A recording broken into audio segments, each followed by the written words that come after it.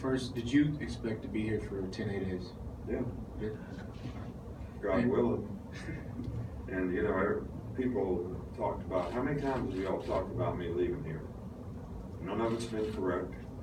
And I still get asked that question all the time. And everybody says in recruiting, Coach Saban's not going to be here. They've been saying it for 10 years now. So how long do you stay before that's not meaningful? And the second question, with the running back numbers, how do you plan to split them up for A-Day? I'm going to answer your question like you just answered mine. I've never written that personally, so I don't know. I'm sorry, what did you just ask? With the running backs, how do you plan to split those guys up for A-Day? They're split. One guy's on one team and one guy's on the other, and so they both get lots of opportunities. We don't have a lot of depth at the position, so some other guys will get a chance to play too, and it'll be interesting to see how they respond. Right behind him there. Coach, what is Lester Cott's skill set that allows him to be versatile enough to play tackle and inside a guard? Well, I think he's got good size and he's athletic enough. He's got good enough feet and range to play outside, but I do think that because he's a power guy and has good feet balance and body control and can get movement on people, which for what we do is really important inside, I think that lends him to be a very effective player there. I think things happen a little faster at guard than they do at tackle. So I think that the more experience and the more reps that we can get him in there, the faster he'll develop. We'll go in the middle with Alex. Nick, with sports science technology becoming more prevalent, why is it important for you in particular to be ahead of the game, so to speak, on some of that? And is there anything you've kind of had your eye on, maybe you want to try out? Not really. You know, we sort of try to stay abreast of all those types of things, and I know they're doing a lot of those things in the NFL, and whether it's technology or whether it's actually physical things, we research, and we have researched some things like the Philadelphia Eagles, Chip Kelly's whole, practice hard the day before the game and don't practice much the day before because there's some theory that you'll respond better to all that. I don't understand it. I don't know how it works. So you have to believe in it to sell it and make it work. So we feel like the way we've done that particular thing to this point works well for us. And I think you have to look at the whole picture. So I'm not being critical of what somebody else does. I'm saying this is just an example of how you research things and see if that's something that you want to change and try to do.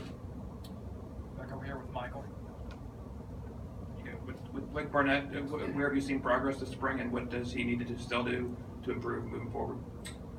I think all the quarterbacks need to play with consistency and execute the plays.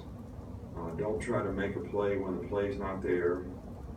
Don't think that every play has to be a home run. You've heard me say this many times before, maybe in the last press conference even. If every series ends in a kick, whether it's a punt, an extra point, or a field goal, we can live with that.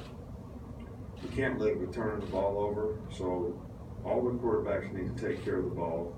All the quarterbacks need to execute the offense because that's what the other players expect, and I think that's how they will develop confidence, talking about the quarterbacks themselves, and the other players will develop confidence in them. But I think the biggest thing that all these quarterbacks need to do is that they need to win their teammates, that they need to show that they can do those things on a consistent basis. Because once you do that, then you can become the kind of leader you need to really impact the other players on offense and develop the kind of chemistry that you need to develop. And I know a lot of folks here have said for the last 3 years that, well, you have to have a starter by here or there or as soon as possible. But if you don't name the right guy the starter, and he doesn't really do that, then I don't think you really, whether you name him or not, you really don't have one. So somebody's got to win the job, and I can't force it to happen, and they're going to have to do it on the field. Last one right here with Dwayne. Coach, just on the inside linebacker, how is it looking opposite of Foster? You got Hamilton, you got Evans. How's that looking? Sean Dion has done a nice job. He's very smart, does the right thing, doesn't make a lot of mental errors. Rashawn Evans is certainly learning and growing every day. I think that it'll be really important that we get him a lot of reps so that he can continue to do that. I think in the last scrimmage, he probably had a little overload and made more mistakes than we would like. But I think you've got to be able to stay focused on that particular call and that particular play. You can't get frustrated in a game when you make a mistake. And that's part of being a good competitor. You got to have enough mental toughness to overcome adversity. Sometimes young guys that are great competitors, which Rashawn is, gets a little too frustrated with himself, and that affects him sometimes. And I think that was a good learning experience for him in the last scrimmage, and hopefully he'll be able to carry into this next scrimmage a little more efficiency in his consistency. Thanks, Coach. All right.